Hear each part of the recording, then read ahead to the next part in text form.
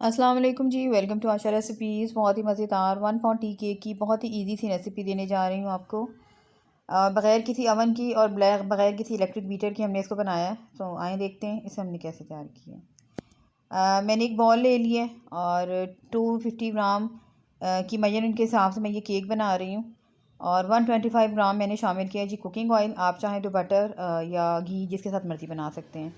और 3/4 कप में डाल रही हूँ शुगर, सिंपल शुगर। आप चाहें तो आइसिंग शुगर भी बना सकते हैं और उसको भी यूज़ कर सकते हैं। और आइसिंग शुगर बनाने के लिए आपने सिंपल इसको बस ग्राइंड करना है चीनी को अच्छी तरह से, तो हमारी जो आइसिंग शुगर है वो रेडी हो जाएगी।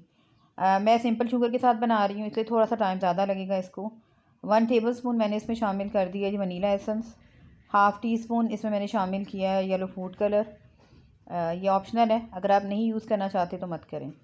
और ख़ूब अच्छी तरह से बीट कर रही हूँ मैं कि इसको अपने बैटर को, जिसमें मैं आइसिंग शुगर को और ऑयल को, क्योंकि मैं शुगर यूज़ कर रही हूँ तो थोड़ा सा इसको ज़्यादा टाइम लगेगा। तकरीबन 6-7 मिनट मैंने इसको बीट किया था, क्योंकि वीडियो बहुत ज़्यादा लंबी हो जाती है तो हमें शॉर्ट करके दिखाना होता है। और आहिस्ता आहिस्ता से आप देख सकते हैं कि स्मूथ से पेस्ट की शक्ल में जो है ये आना शुरू हो गया है। और अच्छी तरह से मैंने इसको बीट कर लिया था। और अब मैं इस शामिल करने लगी हूँ इसमें, और मैं 3 एग्स के साथ इसको बनाऊँगी। और एट अ टाइम हमने तमाम एग्स नहीं डालने, एक एक करके एग शामिल करेंगे। तो बैटर हमारा हो गया है और अब मैं इसमें डाल रही हूँ जो एक शामिल कर रही हूँ एग। और इसको बीट करें कम से कम 1 से 2 मिनट के लिए। अगर आप इलेक्ट्रिक बीटर यूज़ कर रहे हो तो फिर तो टाइम कम लगता है, लेकिन क्योंकि हम हैंड विस्क यूज़ कर रहे हैं तो थोड़ा सा टाइम ज़्यादा लगेगा। तो तकरीबन 1 से 2 मिनट लगी है मुझे एक एग बीट करने में। जितना अच्छा आप बीट करेंगे उतना ज़्यादा अच्छा है जो रिज़ल्ट आएगा आपकी केक का। और अब मैं इसमें शामिल कर रही हूँ जी दूसरा एग। इसको भी खूब अच्छी तरह से बीट करें। और आहिस्ता आहिस्ता आप देख सकते हैं कि स्मूथ सा पेस्ट जो है वो बनना शुरू हो गया है, बैटर जो है वो स्मूथ होना शुरू हो गया है। और दूसरा एग भी मैंने बीट कर लिया है और अब मैं इसमें शामिल करने लगी हूँ जी तीसरा एग। और उसको भी आपने तकरीबन 2 मिनट बहुत अच्छी तरह से बीट करना है।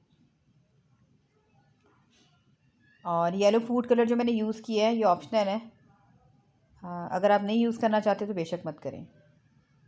और कुल मिला कर तकरीबन 5 to 6 मिनट जो है मैंने इसको बीट किया था एग्स को। और बहुत ही अच्छा सा जो है फाइन सा हमारा बैटर जो है वो बनना शुरू हो गया है। तो बैटर हमारा हो गया था रेडी। अब मैं इसको साइड करने लगी हूँ। और अब इसका तैयार करते हैं जी ड्राई बैटर। ड्राई बैटर में मैंने लिया है ऑल पर्पज़ फ्लावर 250 ग्राम का कप लिया है मैंने। आप कप कोई सा भी यूज़ करें, उसके जो मेजरमेंट है वो प्रॉपर होनी चाहिए। अगर आप टी का आम यूज़ कर रहे हैं तो उसका हाफ़, और जिस तरह से मैं आपको बता रही हूँ पूरा या हाफ़, उसके हिसाब से आपने इसकी मेजरमेंट रखनी है।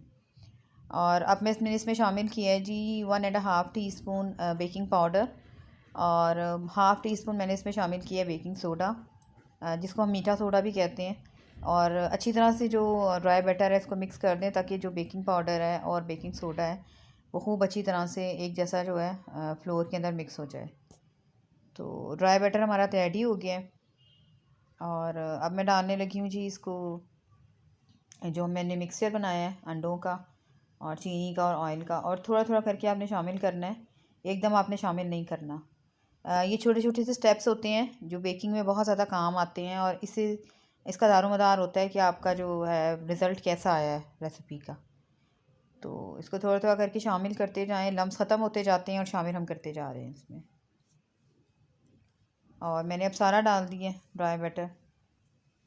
खूब अच्छी तरह से मिक्स करें, तमाम बैटर को अच्छी तरह से मिक्स कर दें और साथ साथ इसको क्लियर करते जाएं, साफ़ करते जाएं।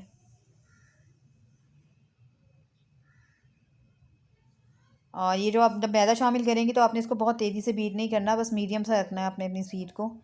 अगर आप इलेक्ट्रिक बीटर यूज़ कर रहे हैं तब भी आपने इसको बिल्कुल लो के ऊपर जो है मिक्स करना है।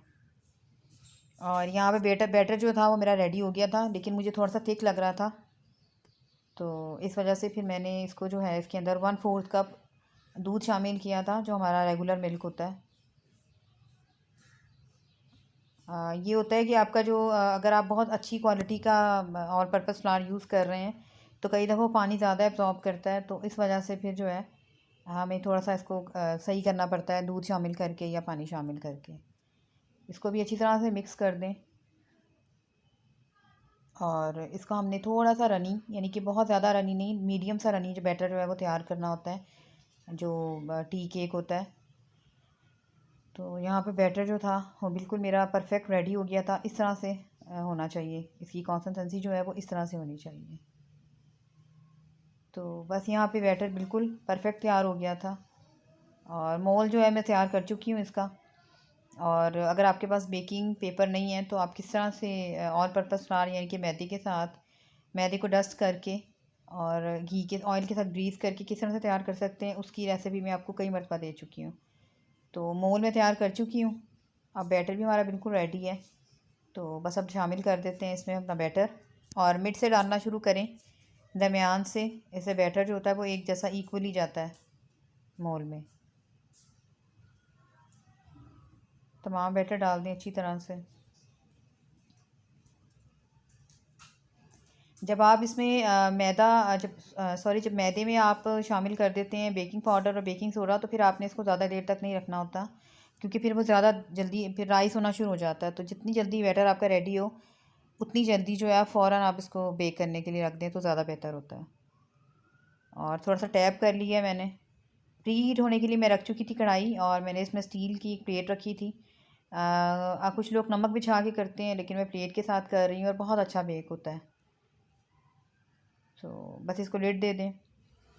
शुरू में 5 मिनट्स मैं मीडियम पे रखूँगी और फिर मीडियम लो कर दूँगी। तकरीबन 50 to 55 मिनट्स लगे थे और केक मेरा बिल्कुल बेक हो गया था। और यहाँ पे मैं चेक करने लगी हूँ केक को स्टिक डालकर, और बहुत ही खूबसूरत सा हमारा बेक हो गया था केक।